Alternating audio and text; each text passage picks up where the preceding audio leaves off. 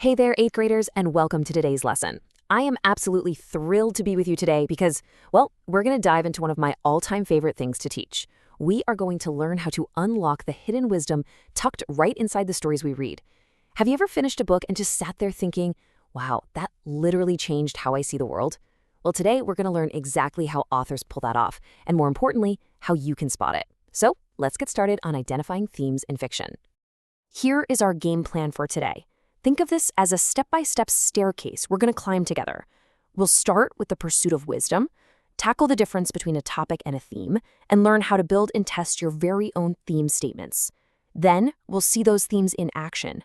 And finally, wrap the whole thing up by talking about the godly learner. All right, step 1, the pursuit of wisdom, finding the meaning. Proverbs chapter 4, verse 5 tells us, get wisdom, get understanding. I really want you to remember that reading for school, it's never just some boring academic chore. It's an active, real-life hunt for truth. Finding a theme in a story is actually the pursuit of godly wisdom drawn from human experiences. When we read closely, we aren't just memorizing what happens to some made-up character. We're actively gathering wisdom for our own lives. Think about it like this. Without understanding a theme, reading a story is basically like reading someone else's meaningless grocery list. First they went here, then they did this, then the story ended. Kind of boring, right? But when you finally grasp the author's purpose, what they're really trying to tell us about the human experience, the story transforms from a dry list of events into a rich feast of wisdom that you can carry with you forever. Moving right along to step 2, topic versus theme, moving from word to thought. Okay, so the absolute crucial point here is defining our main term. A theme is simply a message or insight about life that the text suggests. It's the core message. And mastering this isn't just about passing your next literature quiz. When you learn to identify a theme and defend it, you're actively strengthening your own mental muscles. You are building the exact same critical thinking skills you're going to need to craft powerful arguments, deliver persuasive speeches, and tackle high-level research in high school and beyond. Let's look at the difference between two things that get mixed up all the time. A topic is just a starting word. Actually, it's more like a broad category, like friendship. That's a great topic, but it doesn't actually tell us anything specific about it. A theme, however, is a full, powerful thought about life. Notice how true friendship requires honesty even when it is difficult, actually makes a specific claim. See the difference there? A topic is just the subject, but a theme is what the author is actually saying about that subject. Step 3, building your theme statement. Crafting the claim.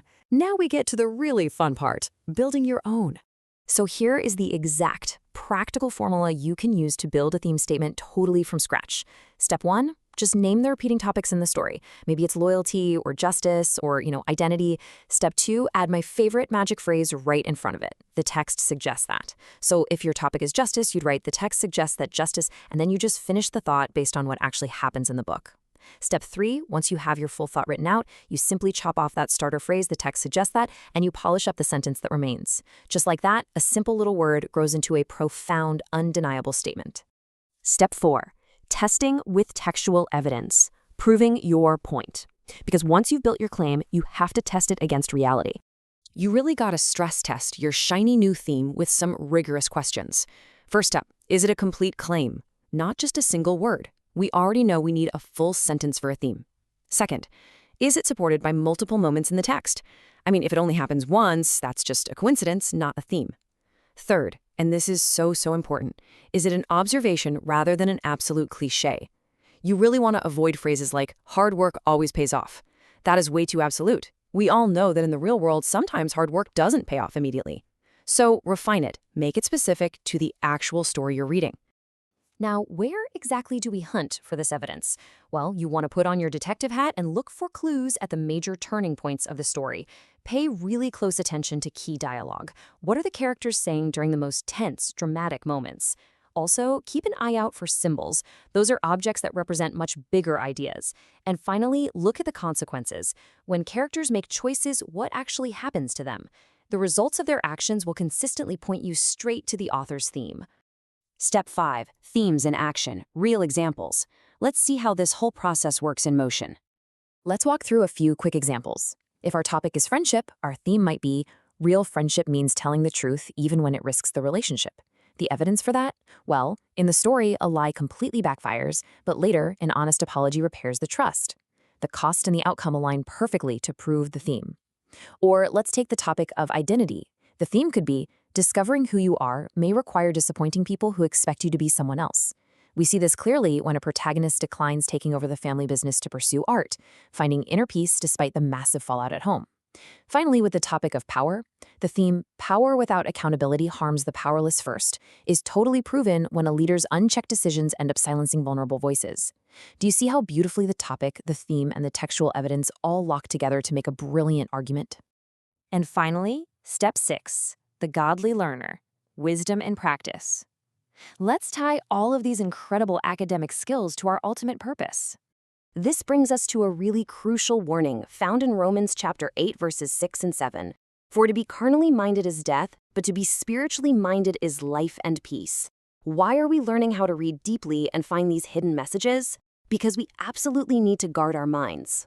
Academic intelligence is a wonderful, powerful tool, but it must always, always be guided by a spiritually minded heart. And that is the core philosophy right here at HeroesMart Academy. We intentionally intertwine biblical morality with your education, because education without morality, that can actually hurt people. True knowledge and intelligence should help you make wise, God-honoring choices, rather than simply making you a more capable person. We want you to pursue academic excellence, absolutely, but we want you doing it while keeping your mind centered on God, on truth, and on righteous choices, because that is what leads to that life and peace we just read about in Romans. So, I want to leave you with this really provocative question to think about. How will you use the wisdom you extract from stories to make God-honoring choices out there in the real world? I challenge you to view every single book you read from now on as a lifelong tool for gathering godly wisdom. Don't just skim the words, dig deep and extract the truth. Okay, it is time to put everything we've talked about today into practice. Here is your 5-step homework mission so you can immediately flex these new skills. Number 1, list 2 topics from the text you're currently reading and use our magic formula to turn them into full theme statements.